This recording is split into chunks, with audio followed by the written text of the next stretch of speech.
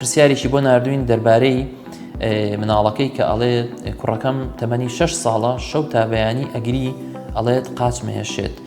ئەمە ئاساییە هەر ئەگری خەوی لێ ناکەوێت کێشی 20 کیلوێ. دەربارەی کێشی مناڵەکەی بۆ تەمەنی 6 ساڵان کێشێکی ئاساییە، بەڵام دەربارەیەوەی کە ئەڵێ مناڵەکەم شەوان قاچ هێشێت وەکو پێشتریش ئاماژەمان پێدا مەسەلەی قاچگەرمی یا قاچێشە لە مناڵە زۆر هۆکاری هەیە. دەربارەی هۆکارەکان بەڕاستی ڕەنگێسە کات نەبێ باسی هەمووی بکەین، بەڵام کەمی ئاسن و کەم خوێنی یەکێکە لە هۆکارەکان.